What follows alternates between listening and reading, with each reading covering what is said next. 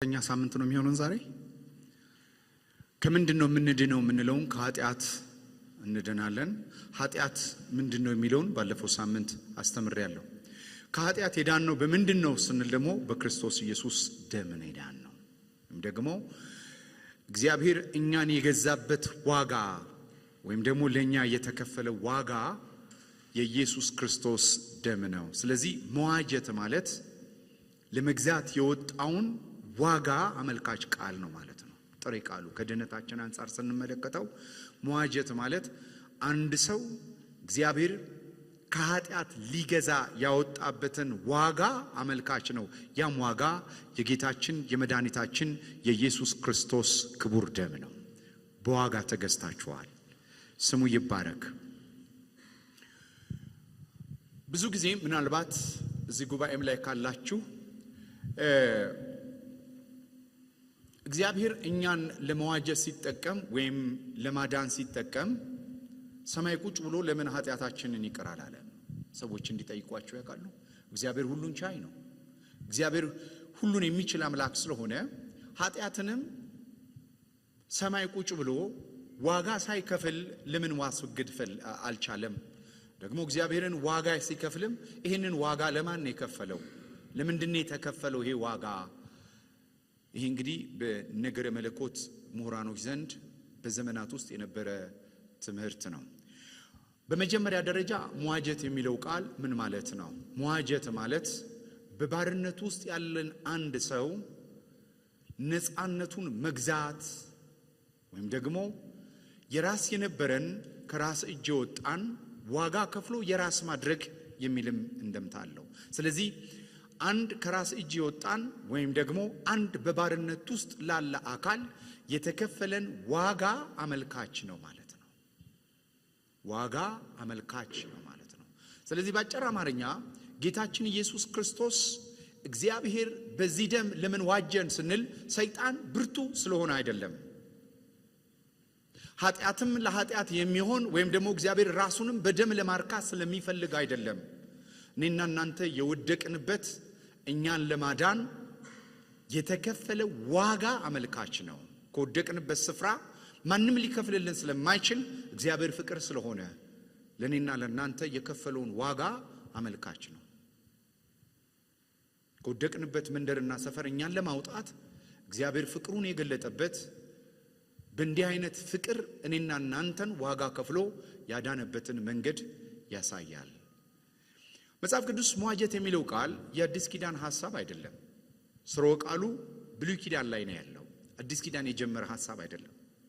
መዋጀት የሚለው ሐሳብ ብሉይ ኪዳን ላይ እግዚአብሔር ያስቀመጣቸው 3 ጥሬ ቃሎች አሉ። እነሱን ቶሎ እንመልከትና ከአዲስ ኪዳን ሐሳብ ጋር እናዛምዳለን። መዋጀት የሚለው ቃል የአንድን አካል ነፃነት መግዛት ወይም ከአንድ ሰው እጅ ወጣን መልሶ የራስ ማድረግ የሚለውን ሐሳብ ከያዘን በኋላ መዋጀት በብሉይ ኪዳን ምን መልክ አለው የሚለውን ለማየት የመጀመሪያው ቃል ብሉይ ኪዳን ላይ ስንሄድ መዋጀትን ገላጭ የሆነው ቃል ጋል የሚል ቃል ጋል GAL ጋል የሚል ቃል ትመለከታላችሁ። ጋል ተብሎ ይጠራል። በአማርኛ ጥሬ ቃሉ ዋርሳ የሚል ትርጉም አለው። ጋል ማለት ዋርሳ ማለት ነው። ዋርሳ ዘመዴ ነው፣ ዋርሳይ ነው እንደማለት ነው። እግዚአብሔር እኔና እናንተ ለማዳን ዋርሳችንና ዘመዳችን ሆኗል። እግዚአብሔር ዘመዳችን ነው። ለማዳን እኛን የተከፈለው አንዱ ዋጋ አምላክ ሰው የሆነበትና ከኛ ጋር የተዛመደበትን ገላጭ የሆነ ቃል ነው። ይሄ ቃል ወደ አዲስ ኪዳን ስናመጣው ብሉይ ኪዳንም ላይ የተለመደ ቃል ነው። መጽሐፍ ቅዱስ በተለይ ይህንን የኪንስማን ሪዲመር ወይም ደግሞ የዋርሳነት እሳቤ የምንመለከተው በመጽሐፍ ቅዱሳችን ላይ በሩት መጽሐፍ ምዕራፍ 3 ቁጥር 13 ላይ ያለ ቃል ነው። ዛሬ ሌሊት እደሪ፣ ነገም እርሱ ዋርሳ መሆን ቢወድ መልካም ነው። ዋርሳ ይሁን፣ ዋርሳ ሊሆን ባይወድ ግን ሕያው እግዚአብሔር እኔን ዋርሳ እሆንሻለሁ፣ እስኪነጋ ድረስ ተኚ። ይሄ ዋርሳ የሚለው ቃል ለራሱ ለእግዚአብሔር ነው መጀመሪያ የዋለው። እግዚአብሔር ዋርሳችን ነው። እግዚአብሔር የሚቤዠን አምላክ ነው። እስራኤል ሆይ የሚቤዥ አምላከ እኔ እግዚአብሔር ነኝ ተብሎ ስለተጻፈ ስለዚህ የእግዚአብሔር የማንነቱ መገለጫ ነው። እግዚአብሔር በብሉይ ኪዳንም ሆነ በአዲስ ኪዳን ሐሳቡን ሲገልጥ ከማንነቱ ውጪ ሊገልጥ ስለማይችል በብሉይ ኪዳን ላይ እግዚአብሔር ከባህሪ የሆነውን ቤዛነት ወይም እግዚአብሔር ከባህሪ የሆነውን መቤዠት ብሉይ ኪዳን ላይ ገልጦት እንመለከተዋለን። ይሄ የዋርሳ አስተምሮ ትመለከታላችሁ። የሩት መጽሐፍ ምዕራፍ 3 ቁጥር 13 ላይ የምንመለከተው አንደኛው ዘመድ ወይም ቤተሰብ ዋርሳ እንዴት እንደሚሆን ነው። በባርነት የተያዘ ቤተሰብ የሚጠቀምበትም ሞት ከፍሎ ነፃ ለማውጣት የሚጠቀምበትም ቃል ነው መጽሐፍ ቅዱስ ላይ በዘሌዋውያን 25 ቁጥር 48 ላይ ዘሌዋውያን 25:48 ከተሸጠ በኋላ መቤዠት ይችል ዘንድ ከወንድሞቹ ይቤዠው ይላል። ስለዚህ ቤተሰብ ነው ቤዛነትን ከዚህ ከቤዛነት ወይም መዋጀት ከሚለው ቃል አንዱ ቤተሰብነት ወይም ዋርሳነት በአማርኛችን ዋርሳነት ውስጡ አለው ማለት ነው። ቤዛነትን ስናወራ የሚቤዠው ማን ነው ስንል ዋርሳ ወይም ቤተሰብ ነው። ብዙ ቃል ማየት እንችላለን። በገንዘብ እጦት ምክንያት የተሸጠ የቤተሰብ መሬት ለማስመለት በባርነት የተያዘ ቤተሰብን ነፃ ለማውጣት ከፍሎ እነዚህ ሁሉ ቃላቶች ጥቅም ላይ ውለዋል። ሁለተኛ ቃል ፓይዳ የሚል ቃል እንወስዳለን። የብሉይ ኪዳን ፓይዳ አንደኛው ጋአል የሚል ቃል ነው። ጋአል ማለት ዋርሳ ነው። ቤዛነት ትልቅ ቃል ነው። ውስጡ ካሉ ፓኬጆች አንዱ ቤዛነትን ስናወራ ውስጡ ምን አለ? ዋርሳነት ወይም ዝምድና አለ። አንድ ሰው ቤዛ ለመሆን ካስፈለገው ምን መሆን አለበት? መዛመድ አለበት፣ ቤተሰብ መሆን አለበት። በሁለተኛ ደረጃ አንድ ሰው ቤዛነትን ለመፈጸም ካለበት ምትክም መሆን አለበት። ምትክ የሚለውም ቃል ከቤዛነት ጋር ተያይዞ ተጠቅሶ እንመለከታለን። በፈቃደኝነት ምትክ መሆንን አመልካች ቃል ነው። የዘኍልቍ መጽሐፍ ምዕራፍ 18 ላይ ቁጥር 15 የእግዚአብሔር ቃል እንዲህ ይላል እስከ 16 ከሰው ወይም ከእንስሳ ቢሆን ለእግዚአብሔር ከሚቀርቡት ሥጋ ሁሉ ማኅፀን የሚከፍት ሁሉ ለአንተ ይሆንልሃል፣ ነገር ግን የሰው በኩራት ፈጽሞ ትቤዠዋለህ ይላል። ሁለተኛ ሐሳብ አሁን ዋርሳነት አንዱ ቤዛነት ውስጥ ምን አለ ብለናል? መዛመድ አለ። ሁለተኛ ደግሞ ምትክ አለ። ከማኅፀን በኩር ሆኖ የሚከፍት የእግዚአብሔር ነው።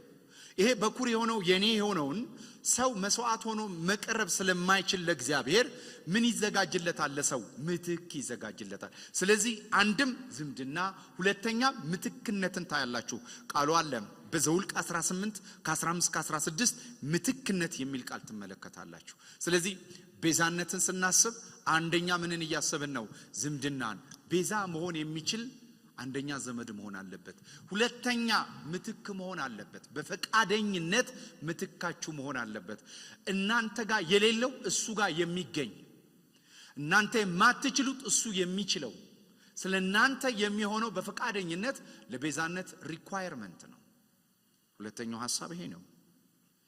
አንድ ጥቅስ ልጥቀስላችሁ ከዘኍልቍ ምዕራፍ 3 ከ44-45 ላይ እግዚአብሔር ሙሴን እንዲህ ብሎ ተናገረው። ሌዋዊ በእስራኤል ልጆች በኩር ሁሉ ፈንታ የሌዋውያን እንስሶችን በእንስሳቸው ፈንታ ውሰድ፣ ሌዋውያን ለእኔ ይሆኑ እኔ እግዚአብሔር ነኝና ይላል። ምትክ ይሁናቸው የሚል ቃል ከቤዛነት ጋር ተያይዞ ሁለተኛ ጥቅስ ትመለከታላችሁ። በሶስተኛ ቤዛነት ላይ በደንብ ስሙ፣ እየሰማችሁኝ ነው? ቤዛነት ካለ ዝምድና አለ። ቤዛ ለመሆን ምን ያስፈልጋል? ሪዲምድ ለማድረግ ለመዋጀት ምን ያስፈልጋል? ዘመድ። ያለ ዝምድና መዋጀት ወይም ቤዛነት የለም። ቤዛነት ቤተሰብ ጠያቂ ነው። ቤተሰብ ይፈልጋል። ከቦዔዝ ሌላ ሩትን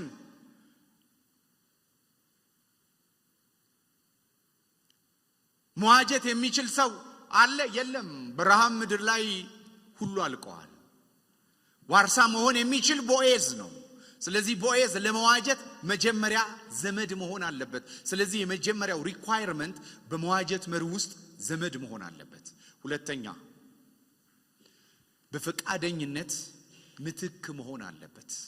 እዚህ ክፍል ላይ እንደምንመለከተው ማኅፀንን የሚከፍት በኩር ሁሉ የእግዚአብሔር ነው። በኩር ግን መሞት ስለሌለበት በበኩሩ ፋንታ በኩር እንስሳ ይዞ ይመጣል። በኩር እንስሳ ይዞ ይመጣል። ምን ሊያደርግ?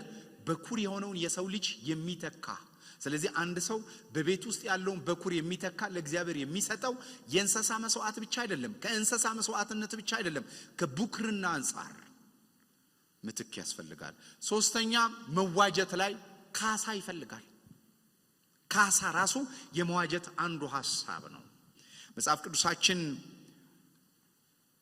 ዘጸአት 21 ላይ ቁጥር 30 ላይ እንዲህ ቃል አለ። ከእርሱ ግን ካሳ ቢፈልጉ የሕይወት ዋጆ ይጫኑበት፣ የሕይወት ዋጆ ይጫኑበት ይላል።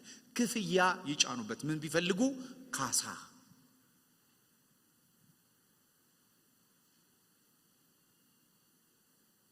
ካሳ የሚል ሐሳብ አለ።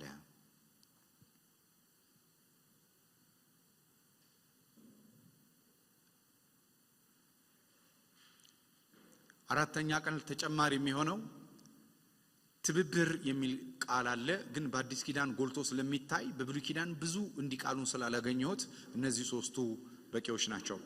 መዋጀትን ስታስቡ ሶስት ነገር ውስጡ አለ። አንድ ሰው አንድን ነገር ለመዋጀት ሲፈልግ ወይም አንድ አካልን ለመዋጀት ሲፈልግ መጀመሪያ ማሟላት ያለበት ዋርሳ ወይም ዘመድ መሆን አለበት። ሁለተኛስ ፍቃደኛ መሆን አለበት በምትክነት። በሶስተኛስ ደረጃ ካሳ መክፈል መቻል አለበት። ኢየሱስ ክርስቶስ ሰው የሆነው ለዚህ ነው። ዘመዳችን የሆነው ለዚህ ነው። አምላክ ለምን ሰው ሆነ ብላችሁ ብትናገሩ መጽሐፍ ቅዱስ አምላክ ቤዛነትን ለማሟላት ሰው መሆን አለበት፣ ዘመዳችን መሆን አለበት፣ ከኛ እንዳንዱ መሆን አለበት። አለበለዚያ አይቻልም። በጥላነት እንስሳ ለሰው መስዋዕት ሆኖ ያገለገለበት ጊዜ ነበር። እሱ የጥላ ጊዜ ነበር። ሊመጣ ያለ ግን ነበረ የዓለምን ሁሉ ኃጢአት የሚያስወግድ የእግዚአብሔር በግ፣ የሰው ልጆችን ኃጢአትና በደል ማስወገድ የሚችል የእግዚአብሔር በግ። ስለዚህ ለሰው ልጆች ከሰው መካከል ሰው ያልሰራውን ኃጢአት የሌለበትን ኢየሱስ ክርስቶስ ከኛ መካከል እንደኛ ተዛምዶ እንደ ፊልጵስዩስ መጽሐፍ ምዕራፍ 2 ቁጥር 5 ላይ በሰው አምሳል ተገኝቶ ራሱን ባሪያ አድርጎ አይደል እስከ መስቀል ሞት መታዘዙ ለቤዛነት ኳሊፊኬሽን አንዱ ማሟያው ኢየሱስ በዚህ መንገድ ማለፉ አንዱ ከዚህ ከብሉይ ኪዳን ቃሉን መፈጸም ስላለበት ይህንን ማሟላት ስላለበት ነው። በሁለተኛ ደረጃ ጌታችን ኢየሱስ ክርስቶስ ሰው መሆኑ ብቻ አይደለም፣ ከሰው መካከል ደግሞ ለምትክነት ብቁ ነው። ለምን? ሰዎች የሰሩትን ያልሰራ። ምክንያቱም በምትክነት የሚመጣው እንስሳ ጎረቤት ባጣ አይደለም። ሰው ያለበት ችግር የሚያነክስ፣ ሰው ያለበት ችግር ጎረቤት ባጣ የሆነ እንስሳ አይደለም። ምንም እንከን የሌለበት እንስሳ ነው። ስለዚህ ኢየሱስ ክርስቶስ እኛም ቦታ ለመተካት አንደኛ ፈቃደኛ ነው፣ ሁለተኛ ኳሊፋይድ ነው። ጌታ ኢየሱስ እንደ ሰማዕት አይደለም የሞተው፣ ነፍሴን በፈቃድ ያኖራታለሁ ብሎ ነው የመጣው። በፈቃደኝነት ሊሞት ነው። ሁለተኛ ለሞት ደግሞ ኳሊፋይድ የሚያደርገው የሰው ልጆች የሌላቸውን እሱ ጋር የተገኘ ንጹህ ነገር ስለነበረ ነው። በሶስተኛ ደረጃ የጌታችን የኢየሱስ ክርስቶስ ደም በቂ ነው። የዓለምን ሁሉ ኃጢአት ለማስወገድና ለማጠብ በቂ የሆነ ዲተርጀንት ነው። ኃጢአት በኢየሱስ ደም ፊት መቆም አይችልም። የማንጻት አቅም አለው። አሜን። ስለዚህ ኢየሱስ ሶስቱንም ያሟላል። አንደኛ ሰው መሆኑ፣ ሁለተኛ ምትክ መሆኑ፣ በሶስተኛ የፈሰሰው ደም መዋጀት ውስጥ እነዚህ ሶስቱ ቁልፍ ቃላቶች አሉ። መዋጀት ብለን ስናስብ አንደኛ እያሰበን ያለነው ሰውነቱን ነው። ሁለተኛ ትብብሩን ነው። በሶስተኛ ደረጃ ያፈሰሰውን ደም ነው። እነዚህ ለመዋጀት ሶስቱን ሪኳየርመንት ኢየሱስ አሟልቷል። ብሉይ ኪዳን ይህንን ይናገራል። አዲስ ኪዳንም ላይ ይህን ይደግፈናል። ወደ አዲስ ኪዳን ተጨማሪ ቃል እናገኛለን። ብሉይ ኪዳን ከሕግ አንጻር ኢየሱስ እንዴት ኳሊፋይድ እንደሆነ በብሉይ ኪዳን ካየን በኋላ የቃል ፍቺ ላይ አዲስ ኪዳን ላይ ስንመጣ ግን ሐዋርያው ጳውሎስ በተለይ የመዋጀትን ሐሳብ በአብዛኛው ጊዜ ያስተማረው ለአይሁዶች ሳይሆን ለአሕዛብ ነው። ስለዚህ አሕዛቦች የሚረዱት የባሪያን ፍንገላ ነው። በዘመኑ የነበረው የሚታወቀው የባሪያ ፍንገላ ነው። አንድ ባሪያ በጌታው ስር ያገለግላል። ይህ ባሪያ የሚሸጥበትና የሚፈነገልበት፣ ባሪያ የሚነገድበት፣ ይሄ ባሪያ ፍንገላ የምንለው ባሪያ የሚሸጥበት የባሪያ ገበያ አለ። በዚህ ባሪያ ገበያ ላይ ባሪያ ለምትፈልጉት አገልግሎት ለምሳሌ ጃንደረባ ሆኖ ልጅ የሚያሳድግ ሞግዚትነትን የሚሰራ የጉልበት ስራን የሚሰራ እንደገና ደግሞ ለተለያዩ ስራ የሚሰራ ባሪያዎች የሚሸጡበትና የሚነገዱበት ልክ እንደ በግ ተራ ፍየል ተራ ዶሮ ተራ እንደምትሉ ባሪያ ተራ አለ። ይሄ ባሪያ የሚሸጥበት ቦታ አጎራ ይባላል። ገበያ ማለት ነው። አጎራ ማለት በግሪኩ ገበያ ማለት ነው። አጎራ ማለት ገበያ ማለት ነው። ገበያው ላይ ሄዳችሁ መገበያየት ባሪያም በባሪያ ባሪያም በገንዘብ ወይም ባሪያም በሆነ ነገር ስትገዙና ስትሸጡ ኤክሳ አጎራዞ ይባላል። ገበያ ላይ መገበያየት ነው። ገላትያ 3:13 ይሄን ቃል ይጠቀማል። በእንጨት የሚሰቀል ሁሉ የተረገመ ነው ተብሎ ተጽፏልና ክርስቶስ ለኛ እርግማን ሆኖ ከሕግ እርግማን ዋጀን ይላል። ገዛን። በሌላ አማርኛ የሕግ እርግማን ላገኘው ነገር ከሚቸበችብበት ገበያ ላይ ኢየሱስ ክርስቶስ የኛን ምትክ ቦታ በመውሰድ ገዛን ይላል። ኢየሱስ በብር ገዛን አይልም። ኢየሱስ በወርቅ ገዛን አይልም። እሱ የኛን ቦታ ወስዶ እኛ የሱን ቦታ ወይም የአርነትን ቦታ ያዘን። ጌታ ኢየሱስ ክርስቶስ ከባሪያ ፍንገላ እኛን ነፃ ያወጣው በከፈለው ወይም ደግሞ በሚሰጠው ብር አይደለም። እሱ የኛን ቦታ ወስዶ እኛ የሱን ቦታ በመውሰድ ነው። ትብብር አይደንቲፊኬሽን ምትክነት የምንለውንም የሚያካትት ነው። ገላትያ 4:5 ላይ እንደ ልጆች እንሆን ዘንድ ከሕግ በታች ያሉትን ይዋጅ ዘንድ ኤክሳ አጎራዞ የሚል ቃል ይጠቀማል። ከገበያ ላይ ገዝቶ ማውጣት ይዋጅ ዘንድ ይል የሚለው ይሄ ነው። ሕግ የርግማን ላገኘ ነገር ከሚቸበችበን ስፍራ ላይ ኢየሱስ ገዝቶ አውጥቶናል። ሶስተኛ ቃል የሚጠቀመው ሉትሮ ነው። አጎራ ገበያ ነው ብያለሁ። ኤክሳ አጎራዞ መገበያየት ነው ብያለሁ። ሉትሮ የምንለው ቃል ግን በገበያ ስፍራ ላይ ለአንድ አካል የሚወጣውን ክፍያ ያመለክታል። መጽሐፍ ቅዱስ ሲናገር እኔና እናንተ የተገዛንበትን አንደኛ ጴጥሮስ ምዕራፍ 1 ቁጥር 18 በኋላ ላይ መጣበታለሁ። ከአባቶቻችሁ ከወረሳችሁት ከከንቱ ኑሯችሁ በሚያልፍ ነገር በብር ወይም በወርቅ ሳይሆን ነውርና እድፍ እንደሌለው እንደ በግ ደም በኩር የክርስቶስ ደም እንደተዋጃችሁ ታውቃላችሁ። ስለዚህ አሁን ሉትሮ የሚል ቃል ይጠቀማል። ያያችሁ ሁሉም እኮ ዋጀ ነው አይደል? አማርኛችን እንግሊዘኛው ላይ ግን አይታችሁ ወይ ኤክሳ አጎራዞ ነው የሚያወራው ወይ ደግሞ አንዱ የሚያሳየው ምንድነው ምትክነትን ነው። ሌላ የሚያሳየው ደግሞ የተከፈለልን ዋጋ ነው። በዋጀት ውስጥ የተከፈለልን ዋጋ የሚያሳየው ሉትሮ የሚል ግሪክ ቃል ይወስዳል። ተገዝታችኋል። በምን? በዋጋ ተገዝታችኋል። አንደኛ ቆሮንቶስም ላይ ያለው እሱ ነው። በዋጋ ተገዝታችኋል። የተገዛንበትን ዋጋ ያመለክታል። መዋጀት የሚለው ዋጋውን አመልካች ቃል እንደሆነ ትመለከታላችሁ። ሌላ በጣም የሚገርም ቃል አለ። አፖሎትሮስስ የሚል ቃል አለ። ሉትሮ የሚለው መግዛት ነው። አፖሎትሮስስ ማለት ኤክሳ አጎራዞ በአንድ ገበያ ላይ ይሸጥ የነበረ ባሪያ ለሌላ ስራ ደግሞ መልሶ ይፈነገላል። አፖሎትሮስስ ማለት ግን አንዴ ከተገዛ በኋላ ነፃነቱን ጌታው ገዝቶ በነፃ የሚለቀውን ያሳያል። አፖሎትሮስስ ማለት ደግማችሁ ገበያ አትገኙ፣ ደግማችሁ የባሪያ ፍንገላ ውስጥ አትገኙ። ምክንያቱም ኃጢአት ጨለማ ለፈለገው ነገር እኛን ይቸበቸብበት ከነበረው ነገር ገዛና አርነታችንን ሰጠን ማለት ነው። አፖሎትሮስስ ማለት ደግማችሁ በማትሸጡበት ዋጋ ተገዝታችሁ ማምለጥ ማለት ነው። ይገርማል። ስሙ ይባረክ ኢየሱስ። ኤፌሶን 1:7 ላይ ይህን ቃል ነው የሚናገረው። በውድ ልጁም እንደ ጸጋው ባለጠግነት መጠን በደሙ የተደረገ ቤዛነታችንን አገኘን፣ እርሱም የበደላችን ስርየት ነው። በአጭር አማርኛ አፖሎትሮስን የተጠቀመው ከመስቀል አንጻር ነው። በመስቀል ላይ የተገኘንበት የኃጢአትና የበደለኝነት ቦታ ደግመን ላንገኝ ለአንዴና ለመጨረሻ በኢየሱስ ደም በእግዚአብሔርም በፍጥረትም መካከል እንዳንጠየቅ ተደርገን አፖሎትሮስስ ተደርገናል። በሌላ አማርኛ ተገዝተናል፣ ተዋጅተናል። ዳግም ላንያዝ በዳ ዳግም ላንጠቀም በባርነት ላንያዝ በዕዳ ላንጠየቅ በዘላለም ሞት በዘላለም ዕዳ ላንጠየቅ አፖሎትሮስስ ተደርገናል። ይህን ቃል የተጠቀመው ከዕዳ አንጻር ነው። የጁዲካል ሳልቬሽን ምክንያቱም ድነታችንን አንድም ከመስቀል ሁለትም ከሕይወት አንጻር ስለምናይ ከመስቀል አንጻር ያለውን አፖሎትሮስስ ይጠቀመዋል። ለዚህ ነው ድነታችን ፍጹም ነው በማይወሰድበት ነው የምንለው። ምክንያቱም የተገዛንበት ዋጋ አፖሎትሮስስ ይለዋል። የኢየሱስ ክርስቶስ ደም ኃጢአታችንን ያለፈውን ያሁኑንና የወደፊቱን በቂ ነው። ወደ እርሱ የሚመጡትን በአንድ መስዋዕት ነው አይደል ለዘላለም ይቀድሳቸዋል የተባለው። እየደጋገመ ኢየሱስ መጥቶ መሞት አያስፈልግም። ይሄ ደም የዋኖስ ደም አይደለም።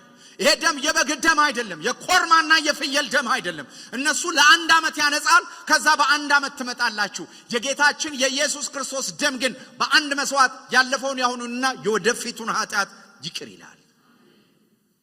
ይቅርታን ሳስተምር እነግራችኋለሁ። ግን አፖሎትሮሲስ የሚለው ቃል ከጁዲካል ሳልቬሽናችን ወይም ከመስቀል ስራ ጋር በተያያዘ ነው። ስለዚህ ወደ ኋላ እንዳታስቡ። ምናልባት ነገና ከነጎዲያ ወደ ሲኦል ደጆች እወረወር ይሆን በቁጣ ብላችሁ እንዳታስቡ። ምክንያቱም ሲኦል እናንተም በማይዝበት ደም ተገዝታችኋል። አሁን የተገዛችሁበት ደም የበግ ደም አይደለም። የኮርማና የፍየል ደም አይደለም። ከአቤል ይልቅ የሚናገር ደም። የአቤል ደም ምን አይነት ደም ነው ብትሉ በፍርድ የተገደለ ደም፣ ለፍርድ የሚጮህ ደም ነው። የኢየሱስ ደም ግን ሁሌ ይጮሃል። ምን የሚል ሞቼለታለሁና ታርጄለታለሁ። ስለዚህ ኢየሱስ የሊቀ ክህነቱን ስራ ይይዞ ለመስራት የሄደው ደሙን ይዞ ነው የገባው። ኢየሱስ ልጆች ወይ ኃጢአት እንዳሰሩ ኃጢአት ብሰሩ በእግዚአብሔር ዘንድ ጠበቃ አለን የሚለው ጠበቃ የሚለው ኢየሱስ ወገቡን ይዞ ከኛ ጸሎት ወደዛ ያመላልሳል የሚል እንዳይመስላችሁ። ምልጃም ጥብቅናውን እሱ አይደለም። ጠበቃ ምንድነው? ዋናው ስራ የናንተን አጀንዳ ወስዶ እባከቶ በእናት ቅርርቡን አይቶ አይደለም። አሁን ብዙ ጊዜ ሰዎች ለዛ ነው ቅዱሳን ያማልዳሉ ሌሎችም ያማልዳሉ ምንለው ከቅርርብ አንፃር ነው። መጽሐፍ ቅዱስ ግን ከቅርርብ አንፃር አይደለም፣ ከጀስትስ አንፃር ከደም ከተከፈለ ዋጋ አንፃር ነው የሚናገረው። ስለዚህ ጠበቃ እኔ ያለኝ ደንበኛዬ ሊከሰስ አይገባም ይላል። በምን ሲባል ምክንያቱም ደም ይዞ ነው የሚቀርበው። ሰውየው ንጹህ ነው አይደለም የሚለው ለሱ የፈሰሰ ደም አለ፣ ንጹህ ደም፣ ትኩስ ደም፣ ከአቤል ይልቅ የሚናገር ደም አለ። የኢየሱስ ጥብቅናና ምልጃ የተመሰረተው እዚህ ደም ላይ ነው። አፖሎትሮሲስ አርጎ የሄደ ደም ነው። ስሙ ይባረክ።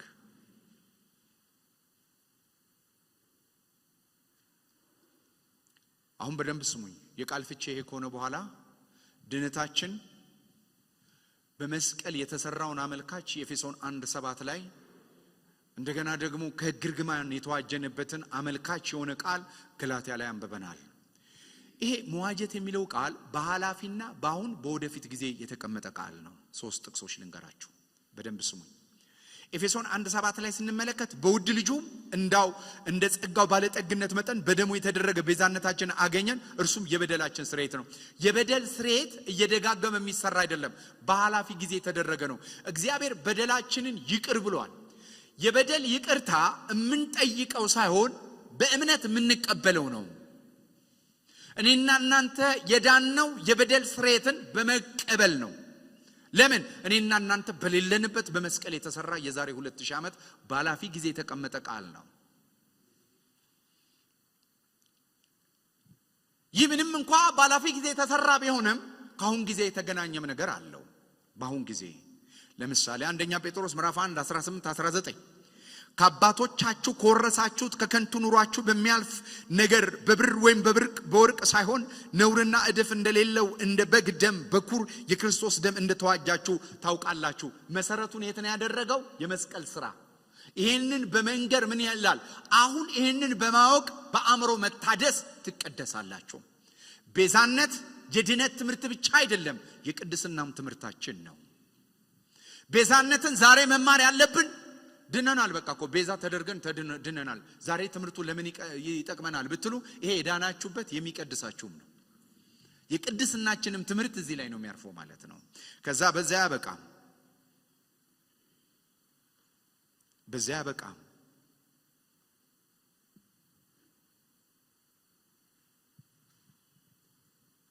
መጽሐፍ ቅዱሳችን በአንደኛ ቆሮንቶስም በዋጋ ተገዝታችኋል፣ በቤዛነት ተገዝታችኋል የሚል ቃል ትመለከታላችሁ። እመጣበታለሁ። ከቤተ ክርስቲያንም አንፃር ቲቶ ላይ ቲቶ መጽሐፍ ምዕራፍ 2 ቁጥር 14 አካባቢ ይሆናል። የሚቤዠውን ሕዝብ የሚል ቃል አለ። ኮሚኒቲ በኮሚኒቲ ሆሊነስ ውስጥ የቤዛነት አስተምሮ ጠቃሚ ነው። አዘሰም ታይም ደግሞ በግል ህይወታችን ደግሞ ጠቃሚ ነው። አሁን አንደኛ ጴጥሮስን ትንሽ ነገር ላሳያችሁ። ባይዘው በኃላፊ ጊዜም የተቀመጠ አለ የሰውነት ቤዛነታችንን እንጠብቃለን የሚል የሮሜ 8። ስለዚህ ቤዛነት በኃላፊ በአሁንና በወደፊት ጊዜ ተቀምጧል። በኃላፊ ጊዜ ከመስቀል አንፃር፣ በአሁን ጊዜ ደግሞ ከክርስቶስ ህይወት አንፃር። እስቲ አሜን። አንደኛ ጴጥሮስ ምዕራፍ 1 ከ18 እስከ 19 ረጋብዬ ልንገራችሁ። ከአባቶቻችሁ ከወረሳችሁት ከከንቱ ኑሯችሁ በሚያልፍ ነገር በብር ወይም በወርቅ ሳይሆን ነውርና እድፍ እንደሌለው እንደ በግ ደም በኩር በክርስቶስ ደም እንደተዋጃችሁ ታውቃላችሁ። በደንብ ስሙኝ። ጌታ ኢየሱስ ክርስቶስን ስናገኝ አዲስ ፍጥረት ሆነናል። ጌታ ኢየሱስ ክርስቶስ ስናገኝ ከጨለማ ወደሚደነቅ ብርሃን መጥተናል። ጌታ ኢየሱስ ክርስቶስን ስናገኝ ከዚህ በኋላ እኛ የዓለም የዲያብሎስ የሲኦልም አይደለንም፣ የጌታ ሆነናል። ምንም እንኳን እኛ የጌታ ብንሆንም ግን አእምሯችንና የህይወት ስርዓታችን ግን ገና የጌታ አልሆነም። ስለዚህ ክፍሉ ምንድነው ነው የሚለው? ታውቁ ዘንድ ዕውቀት ይናገራል። ኦይዳ የሚል የግሪክ ቃል ይጠቀማል። ኦይዳ። ስለዚህ ክፍሉ ለቅድስናችን ቤዛነት እንዴት ይጠቅማል? በደንብ ስሙኝ። በዚህ ክፍል ላይ እንደምትመለከቱት እንደሚል ቃል አለ። ከአባቶቻችሁ ከወረሳችሁት ከከንቱ ኑሯችሁ በሚያልፍ ነገር በብር ወይም በወርቅ ሳይሆን ነውርና እድፍ እንደሌለው በበጉ ደም በኩር በክርስቶስ ደም እንደተዋጃችሁ። ሁለት ነገር ያነጻጽራል። የደም ከረንሲና አባቶቻችሁ የሚጠቀሙበት አላፊ የሆነው የዚህ ዓለም ወርቅና ብር ከረንሲ፣ ሁለቱም ከረንሲዎች ናቸው። በዚህ ዓለም ላይ ሰዎች ራሳቸውን የሚቆጥሩት ወይም ስለ ራሳቸው ካውንት የሚያደርጉት በዚህ ዓለም ከረንሲ ነው። እኔና እናንተ ደግሞ ራሳችንን የምንቆጥረው በደሙ ከረንሲ ነው። ይሄ ለቅድስናችን ቫልዩብል ነው ወይም ወሳኝ ነው። ሁለት ነገር ሁልጊዜ አስቡ። የማንኛውም ዕቃ ዋጋ የሚወሰነው በሁለት ነገር ነው። አንደኛ ዕቃው የማን ነው? ሁለተኛ የዕቃው ዋጋ ስንት ነው? የዕቃው ዋጋ ቫልዩ ነው። ዕቃው ደግሞ የማን ነው? ሌላ ቫልዩ ነው።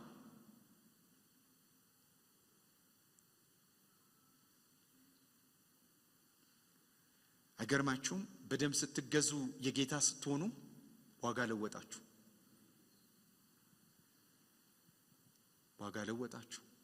ኦውነርሺፕ ስትለውጡ አንዱ የምትለውጡት ዋጋ ነው። ስለዚህ የቤዛነት ትምህርት እዚህ ዓለም ላይ ባይዘወይ ሰይጣን ሁላችንንም ቫልዩአችንን ወይም ዋጋችንን ዲስሪስፔክት በማድረግ ነው ህይወታችንን በኢንፌሪዮሪቲ በበታችነትና ባለመብቃት ስሜት ህይወታችንን መግዛት የሚፈልገው። እግዚአብሔር የመጀመሪያ በህይወታችን የሚሰራው ዋጋችንን አላፊ በሆነው በብርና በወርቅ ወይም በዚህ ዓለም መመዘኛ አትመዝኑ። እናንተ በዚህ ዓለም ሚዛን ላይ ልትመዘኑ አትችሉም። እህል የሚመዘንበትና ወርቅ የሚመዘንበት ይለያያል። እኛ የምንመዘንበትና አሕዛብ የሚመዘኑበት ሚዛን የተለያየ ነው። ስለዚህ አሕዛብ በሚመዘንበት ሚዛን ላይ አትንጠልጠል ነው። አንድ ጊዜ እግዚአብሔር አብርሃምን መጣና አብርሃም አለው ዋጋ ትልቅ ነው። ምን ሆኖ ስለሆነ ነው? አብርሃም ዋጋው ዝቅ አድርጎ ስለተመለከተ። የአብርሃምን ዋጋ ዝቅ ያደረገው ምንድነው? የልጅ መዘግየት።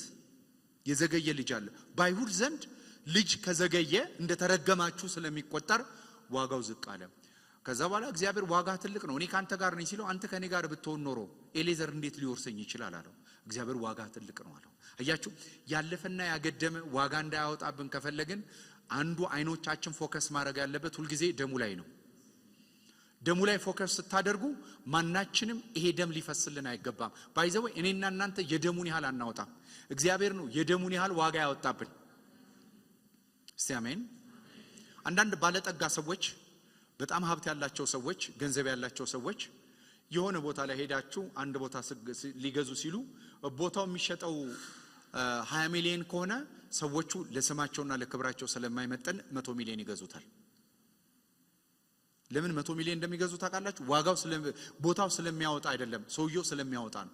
እግዚአብሔር እኔና እናንተ ላይ ያወጣብን ዋጋ ይላል ኤፌሶን 1:17 ባለጠግነቱን ያሳይቶብናል አይደለም?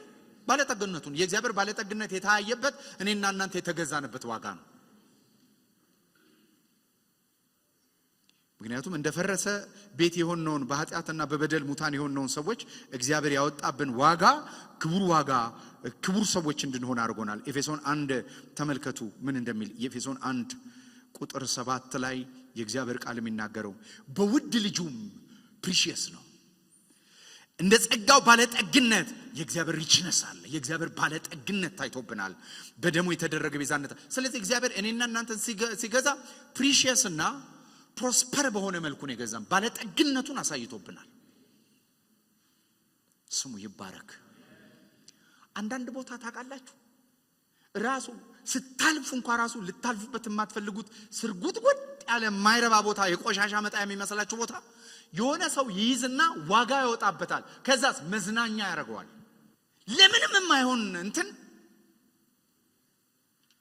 የከበረ ሆኖ ትመለከቱታላችሁ። አንዳንዴ ለማለፍ ሽታው የማያሳልፋችሁ ሰፈር ይሄ ባለሀብቱ ይገዛውና ያን ሰፈር ይለውጠውና አርቲፊሻልም ይሁን ናቹራልም ውሃ ይለቅበታል። የመዝናኛ ቦታ ይሆናል። ከዛ በኋላ ማንም ሰው እዛ ቦታ ላይ ለመዝናናት ከፍሎ ነው ዝም ብሎ አይገባም። ዛሬ ብዙ ወጪ ቢወጣብን ብዙ ወጪ ያወጣብን አካል አለ። የቅድስና ትልቁ መስመር ዋጋችሁንና ቫልዩአችሁን ማንም ያገኘ ሰው 20 ብርና 30 ብር እንዲያወጣ አትፍቀዱ። ሰይጣን የመጀመሪያ ስራ ዮሴፍን ታውቃላችሁ አይደል? አንዳንድ ሰው ቨርባል አታክ ሲያደርግ ራሱ አንተን ምናምን ብሎ ሲያወራ አያውቅም እኮ። እኔ ምለ እንደዚህ ብለኝ ነበር ወይ እንደዚህ ብለሽኝ ነበር ብትሉ አያውቁ። ለምን እንደማያውቁ ታውቃላችሁ? እነሱ አይደለም የሚሉት። ዋጋችሁን ዝቅ ማድረግ የሚፈልግ ዝቅ ያለው ዲያብሎስ ነው። ዲያብሎስ ደግሞ ካለበት ሰፈር የኛ ዋጋ አይተመንም። ምክንያቱም እሱ በደም አልተገዛም፣ እኛ በደም ነው የተገዛ ነው። ስንፈጠርም እኛ በእግዚአብሔር መልክ ነው የተፈጠርነው። ውብና ድንቅ ሆኜ ተፈጥሬያለሁ እንዳለው ነው። ስሙ ይባረክ። ዮሴፍ ሰይጣን ሊመታው ሲፈልግ የመጀመሪያ ያደረገው ራእይ ያለው ነዶ ምናምን ካየ በኋላ ወንድሞቹ በስንት ብር ሸጡት ይላል። ወደ ኢየሱስ ዞር ስትል ግን እግዚአብሔር እንደዚህ ይላል፣ በውድ ልጄ የባለጠግነት መጠን ለማሳየት ኢንቨስት ያረኩበት ፕሪሺየስ ነኝ ይላል። ማናችሁ አንዳንድ ጊዜ እላለሁ አሁን ለምሳሌ ሁላችንም እስቲ የኃይሌ ገብረስላሴ ጫማ ሽያጭ ላይ ውሏል ቢባል እኛ ሀገር እንኳን እንደዚህ አናቅም። ብዙ የቤተ መንግስት መርሴዲሶች ይሸጣሉ ቢል እሱንም አናቅም። ግን ውጭ ሀገር የተለመደ ነው። የማይክል ጆርዳን የባስኬት ቦሉ ጫማ ወጥቷል ተብሎ ሲል አንቲክ ነው፣ በቃ አንቲክ ነው። ሰውየው እኮ ዘመኑን በሙሉ አድርጎት ብታደርጉት ራሱ እግሩን አስቡት። የማይክል ጆርዳን ጫማ አርጋችሁት አይደለም ለከታችሁት ራሱ አደርሱበትም። በጣም ትልቅ እግር ነው ያለው። እሱን ጫማ የሚገዛ ሊሸጥ ነው ሲባል ሙሉ የአዲዳስ ካምፓኒ ያለውን ዋጋ የሚበልጥ ዋጋ በጨረታ ሊወጣበት ይችላል። ምክንያቱም በጣም የወጣበት ጫማው አሮጌና ትልቅ ስለሆነ ስለሚደረግ አይደለም። የማን ነው? የማይክል ጆርዳን ነው። የማን ሲባል የኢየሱስ። የማን ሲባል ሃሌሉያ። ማን ተብሎ ሲጠየቅ ሰማይንና ምድርን የፈጠረ በፍጥረት ሁሉ መካከል የሚያዝ እጁ መድኃኒትን የምታበቅልለት ማንንም ማማከር የማያስፈልገው የልዑል አምላክ የእግዚአብሔር ባሪያ ነኝ እኔ። በዋጋ ተገዝታችኋል፣ በከበረ ዋጋ ተገዝታችኋል። ቆሮንቶሶችን ሄደና ጳውሎስ እንደዚህ ያላቸው ሲመለከታቸው ወደ አሕዛብ ቤተ ጣዖት ብዙ ነገር ሲመለከተባቸው አንድ ነገራቸው፣ በዋጋ ተገዝታችኋል እና የራሳችሁ አይደላችሁም። የቅድስና ትልቁ ቤዝመንት የራስ አለመሆን። የገዛ ይጨነቅብህ እኮ ነው። የሚያስጨንቅ ነገር ካለ የገዛ ይጨነቅ። አይኖቻችንን አብራ እግዚአብሔር ሆይ። ሰይጣን በላው ጠጣው እያለ እኮ ነው መከራ ያበላል። እግዚአብሔር አለልኝ በቃ እርሱ ይበቃኛል በቃ። እኔና እናንተ የተፈለግነው እንድንኖር ሳይሆን እኛ ሞተን እሱ በእኛ እንዲኖር። በቃ ከተገዛ በኋላ ከኛ መካከል ለራሱ የሚኖር የለም ተብሏል። ከተገዛ በኋላ አኗሪው እሱ ነው። እስቲ መኪና ሲሸጡ አሁን ይሸጣል፣ ኪንግ ብዙ ጊዜ ይሸጣል እና አብራችሁ የቆየሽ መኪና ስታጥዋት ምናምን ቤተሰብ ይዛችሁ ስትሄዱ ብዙ ትዝታ ያላችሁ መኪና ከሸጣችኋት በኋላ የሆነ ሰው ሲነዳ አይታችሁ ትዝታ አለኝና እዚህ መኪና ላይ እገባለሁ ማለት አትችልም። ታርጋ ለውጧል፣ ባለቤት ለውጧል። እንዲሁ ጓዳችን ላይ እየተመላለሰ የከረመ ነገር አሁን መምጣት አይችልም። ለምን? እኛ ሊብሬ ለውጠናል፣ ባለቤት ለውጠናል። ባለቤቱን ካልናቁ አጥር አይነቀንቁንም። ስለዚህ ዲያብሎስ በፍጹም አይችልም። ከዛ ጊዜ ጀምሮ ታርጋ ከለወጥን ጊዜ ጀምሮ ሊብሬ ከለወጥን ጀምሮ ከነካካ ሌባ እንጂ የሚባለው በፊት ባለቤት ነበር የሚባል ነገር የለም። በፊት ይላሉ አየር ላይ ለሚሰራ አለቃ አኗኗሪና ኗሪ ነበራችሁ። አሁን ግን ከጨለማ ወደሚደነቅ ብርሃን ፈልሳችኋል፣ ወደ ልጁ መንግስት ፈልሳችኋል። እኛ የኢየሱስ ነን። አረ አሜን። እስቲ ታገሱ፣ እግዚአብሔር ተአምራቱን በእናንተ ህይወት ላይ ያሳይ። ባለቤት አለን፣ ባለቤት አለን፣ ባለቤት አለን። እኛ ታርጋ ለውጠናል። እኛ ኗሪ፣ አሁን በእኛ የሚኖር ሌላ አካል አለ። ከከንቱ ኑሯችሁ ይዋጃችሁ ዘንድ ይላል። የበፊተኛውን ከንቱ ያደረገ አዲስ ኑሮ አለ። ኢየሱስ በእኛ የሚኖረው ኑሮ የክብር ህይወት that sanctification እንዲህ ማሰብ ስንጀምር ነው ዩኒክነስ። በዚህ ዓለም ላይ የተለየ ኑሮ ለመኖር ከፈለግ ዓለም እንደሚያስበው ሰፈር እንደሚያስበው ያሰብክ አይደለም። ዩኒኩን ትዕቢተኛ ሊሉ ይችላሉ፣ ምንም ችግር የለውም። ይሄ ሰውዬ ብቻውን ዝም ብሎ ይጎማለላል ሊሏችሁ ይችላል። ይበሉ፣ ግን በእናንተ ያለው ሌላ ስለሆነ ነው። ይኸውላችሁ የተለየ አስተሳሰብ እስካለያዛችሁ ድረስ የተለየ አኗኗር አትጠብቁ። በብርና በወርቅ ቫልዩ በሚያረግ ማህበረሰብ በደም ቫልዩ ማድረግ እስካላሰብን ድረስ በፍጹም የተለየ ልንሆን አንችልም። በደም ተገዝተናል። ዋጋ እኔ ጋር ነው ያለው የሚል ቃል አላነበባችሁ? ዋጋችን እሱ እጅ ነው ያለው። ስሙ ይባረክ። ስለዚህ እንደዚህ ነው የሚለን አሁን እግዚአብሔር ዋጋችንን ስለለወጠ ይሄንን ያወቃችሁለት በዚህ ምድር ላይ የዩኒክነስ ላይፍ ሆሊነስ ማለት ቅዱስ ማለት የተለየ ህይወት ማለት ነው። የተለየ ሆነ መኖር ትጀምራለህ። ዩኒክ ኤንድ ብራንድ ሆናችሁ መኖር ትጀምራላችሁ። ስሙ ይባረክ። we are a new brand። መጽሐፍ ቅዱስ እንደዚህ ይላል አዲስ ፍጥረት ናችሁ የሚለውን ቃል ነግሬያችሁ ልጨርስ። አዲስ ፍጥረት ማለት ምን ማለት እንደሆነ ታውቃላችሁ? እግዚአብሔር የሚጠቀመው ኖሲስ የሚለው ካይኖስ የሚለውን ቃል ነው የሚጠቀመው። ካይኖስ ማለት ይኸውላችሁ ከዚህ በፊት ለምሳሌ ሬንጅ ሮቨር አለ። የ25 የ26 ሬንጅ ሮቨር አለ አይደል? 27 ቢመጣም አንድ ሬንጅ ሮቨር ነው የመጣው። አዲስ ያልተነዳ ሬንጅ ሮቨር ነው። በአይነቱና በመልኩ የተለየ መኪና ከመጣ ግን ምንድነው ነው የምትሉት? ይሄ መኪና አዲስ ምርት ነው። እግዚአብሔር ይኸውላችሁ ያልተነዳ አይደለም የሚለው ከዚህ በፊት ያልነበርን ነንኛ። እንዴት ነው ያልነበር ነው ብትሉ በሰው መልክ ብንገኝም በእኛ የሚሰራው ህይወት ግን ሌላ ህይወት ነው። የመለኮት ህይወት፣ የእግዚአብሔር ህይወት፣ ብራንዱን ከምድር የማይቀዳ ከሰማይ የሚቀዳ ኢየሱስ ያድናል። ኢየሱስ ጌታ ነው። ይሄንን መኖር ስትጀምሩ አትሸመደዱም። ይሄንን መኖር ስትጀምሩ ሊወድቅ ነው እየተባላችሁ በጠርዝ ጠርዝ ላይ ይሄድ። ነገርህ ግን እንደዛ አይደለም። ምክንያቱም በመንፈስ የሚመሩ ንፋስ ከየት ተነስቶ ወዴት እንደሚነፍስ እንደማይታወቅ የህይወት ዲስቲናቸው የተለየ ነው። የህይወት ዲስቲናቸው የተለየ ነው። በለስ አላፈራም፣ እኛን አይወክልም። ሁኔታዎች አልተሳኩም፣ እኛን አይወክሉም። እኛ ደሞዛችንም ክብራችንም ከዚህ ምድር ውጪ ነው። ስሙ ይባረክ። አጥንቷቸው የጨረሰ ሰዎች ያወራሉ። ሳታቁት ያንን የሰማችሁት ነገር እየገባ ማህበረሰብ ባወጣላችሁ ስም ትኖራላችሁ። እኔ መጽሐፍ ቅዱስ ከዘፍጥረት እስከ ራእይ ማንበብ ትችላላችሁ። ጌዲዮንን የሚመስል ፈሪ እኔ በምንም ተአምር አንደኛ መውቃት ያለ ምንድነው የሚያውቃው? ጌዲዮን ምን እያወቃ ነው? ስንዴ የት ነው የሚያውቃው? የወይን መጥመቂያ። እንዴት ስንዴ በወይን መጥመቂያ ፈርቶ እኮ ነው የሚለው መጽሐፍ ቅዱስ። እግዚአብሔር ግን ሲመጣ እንደዚህ አለ፣ አንተ ኃያል ብርቱ እስራኤልን የምትታደግ ይለዋል። እኔ ከዛ አይደንቲቲውን ወዲያ ወዴት እንደሰፋው ታውቃላችሁ? እኔ አለ ማንነኛ አለ ከምን ወገን ነኝ አለ። ከቢንያም አይደለም ሌላ። እሱ የማን ወገን ነው? የተጠቃና የተናቀ የምን ወገን ነኝ አለ? በእስራኤል ዘንድ የተናቀ የተጠቃ የዛዘር ነኝ አለ። እንዴት ሊሆን ይችላል አለ። ምክንያቱም ሁሉ ጊዜ ቫልዩ የምትደረጉት በምድር አይደለም ሄቨንሊ ነው ቫልዩድ የምንደረገው እና አንዳንድ ጊዜ ቪክቲም አትሁኑ ሰዎች የማይገባ ዋጋ መልካም ዘርታችሁ ክፉ ሊሰጧችሁ ይችላል የሆነ ነገር አድርጓችሁ ሊሆን ይችላል ደሞዛችን እኛ ከሰው እጅ አይደለም ክብራችንም ከሰው እጅ አይደለም ፌቨራችንም ከሰው ጋር የተገናኘ አይደለም የጠራን ታማኝ ነው እግዚአብሔር በጠራው ፊት ይሄዳል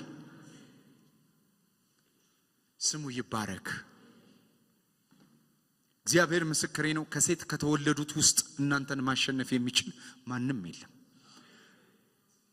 አይችልም አለ ጳውሎስ ሊለየን ፈጽሞ አይችልም ሞት ነው አይችልም ህይወት ነው አይችልም ያለው ነው አይችልም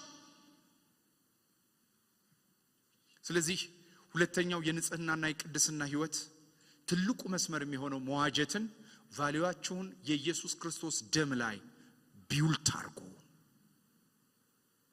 ይሄ ቃል ኦይዳ የሚል ቃል ነው we have a conviction ይላል ፒተር I have a conviction ማለት በቃ እንደሚጨበጥ ነገር ኦይዳ የሚለው ቃል እሱ ነው የሚናገረው I have a conviction አንድ ታላቅ የእግዚአብሔር ሰው ሲናገር እንደዚህ ይናገራል ኖሲስ ኖሌጅ ማለት ይሄ የአእምሮ ኖሌጅ እንደ ኢንሳይክሎፒዲያ የተሰበሰበ መጽሐፍ ነው ይላል እና ይሄ በጉንዳን ይመስላል ጉንዳን አይታችሁታል የማይሸከመው ነገር የለም ሸከም ማርጎ ቁጭ ሸከም ማርጎ ቁጭ ወገኖች ሆይ መንፈሳዊ ነገር ሸከም ማርገን ቁጭ የምናደርገው ዕውቀት አይደለም የጉንዳን አይነት ዕውቀት አይደለም ሁለተኛ ደግሞ አለ ሲናገር ሁለተኛው አይነት ዕውቀት የሸረሪት ዕውቀት ነው አለ ሸረሪት ከሷ በሚወጣ ዝም ብላ ድር ትሰራበታለች ከሷ ጋር ግን የሚገናኝ ነገር ላይኖር ይችላል አንዳንድ ሰው ደግሞ ሚስቲካል ነው ከውስጥ የሚወጣ ነገር ነው የሚያወራ እንደዚህ ነው በዛ ገብቶ ነው በዚህ ወጥቶ ነው በዛ ወጥቶ ነው ከሱ ነው የሚወጣው ዕውቀቱ ራሱ የሱ ነው እሱ ነው የሚያወራው አንዳንዴ አይገባንም የሚያወራው ዕውቀት የራሱ ዕውቀት ነው አንዳንዱ ደግሞ እንደ ኢንሳይክሎፒዲያ እስቲ የሆነ ነገር አውሩ መረጃው አለ የሆነ ነገር አውሩ መረጃው አለ የኛው ዕውቀት ግን እንደ ጉንዳንም አይደለም እንደ ሸሪቷም አይደለም የኛው ዕውቀት እንደማን እንደሆነ ታውቃላችሁ እንደ ንቧ ነው ንቧ ስብስብ ባርጋ የመጣችውን ዕውቀት ማር ሆኖ ተቆርጦ የሚበላ ለትውልድ የሚተርፍ ነው አንዳንድ ጊዜ ያላሸነፋችሁ ዕውቀት ትውልድን ማሸነፍ አይችልም ያልተሸገራችሁበት የዕውቀት ድልድይ ትውልድን አያሻግርም አታከማችሁ የሚያስፈልገው ጥቂት ነገር ነው ይሄንን ያዙና ጓዳችሁ ላይ ኑሯችሁ ላይ ግለጡት ኢየሱስ ያድናል ችግሮቻችሁ ላይ ግለጡት ቤታችሁ ላይ ግለጡት ኑሯችሁ ላይ ሰልጥኑበት ለዚህ ነው የተሰጠን ዕውቀት we have ኦይዳ አለ የኢየሱስ የደም ዕውቀት ለማብራራት ፕላዝማና ፕላቴሌት እያለን የምናብራራበት ውፍረትና ቅጥነቱን የምናብራራው አይደለም በደሙ መሻገር የተከለከልነው ደጆች ደሙ በጉበኑ ላይ እንደነበረ የተከለከለ የሞት መልአክ እየረገጠ የጨለማ ደጆችን እየረገጠ ሊያቆመን የተሰነዘረን የጨለማ ኃይል እየረታ የምንሄድበት አቅማችን ነው ደሙ ስሙ ይባረክ ተሰብስቦ ኪሳችሁ ያለ ብር ማንነታችሁን ሊሰጥ ሲፈልግ ትወጡና ትኩስ ደም ታያላችሁ የኢየሱስ ደም የማይነጠፍ ደም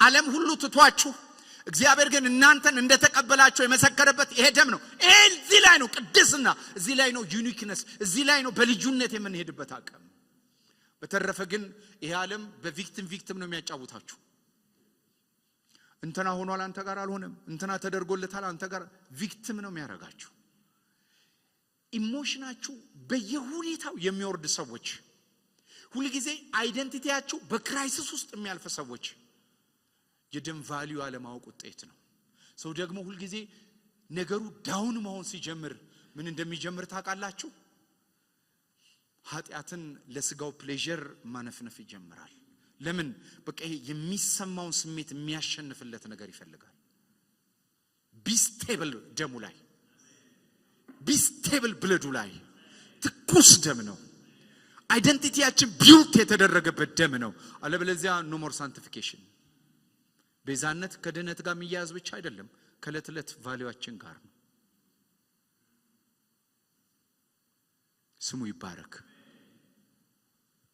you are valuable ናችሁ እናንተ እግዚአብሔር እናንተን ቫልዩብል አድርጓችኋል። አንዳንዴ ቫልዩአችሁን ቤተሰቡ ስለምትፈልጉ ለምንድነው ብዙ ጊዜ የሚወዳችሁ ሰው ጋር አብራችሁ የምታጠፉ? ቫልዩአችሁን እዛው ስለምትፈልጉ ዲስሪስፔክት አያደርገኝም ብላችሁ ስለምታስቡ። እኔ ግን አንድ ነገር ልንገራችሁ፣ ዓለም ሁሉ ዲስሪስፔክት ቢያደርጋችሁ እግዚአብሔር ቫልዩ አድርጓችኋል። እግዚአብሔር ደግሞ አብሮት የቆመን ትውልድ ማንም ሊያሸንፈው አይችልም። ለዚህ ነው መጽሐፍ ቅዱስ ሲናገር የተቤዠውን ሕዝብ ይላል። በደም የተቤዠው ክቡር ሕዝብ ነን እኛ። ስሙ ይባረክ። እና እግዚአብሔር አንዳንዴ ያዝናል። በዓለም ከረንሲ ራሳችንን ስንመዝን፣ ባለና በሌለ ራሳችንን ስንመዝን። ክላስ ስሩ፣ በደም ላይ ክላስ ስሩ። you are first class, no more class። የለም ሌላ ክላስ የለም። አንደኛ ክላስ አንተ ነህ። ክላስ እሱ ነው። ከዚህ በር ስትወጡ ግን ክላሳችሁን የሚነግራችሁ ብዙ ነገር አለ። እሱን ክላሰር አድርጉት። ጌታ የሰጣችሁ ማንነት ግን ክላስ አድርጋችሁ ሂዱ። ደሙ ፈሶላችኋል። ኢየሱስ በዋጋ ገዝቷችኋል። ሚስዩስድና አቢውስድ የሆኑ ወርዶች ሁሉ አሁን ላቃጣላቸው ነው። እሳት ይምጣ። ክብር ይለፍ ለኢየሱስ። ሰው አእምሮ ላይ የተነደፈ ጠላት ያስቀምጠው። አትችልም፣ አትራመድም፣ ብቻህን ባዶነ፣ አቅም የለህም፣ ጉልበት የለህም ያለህን ሁሉ በጌታ በኢየሱስ ስም ድል በመንሳት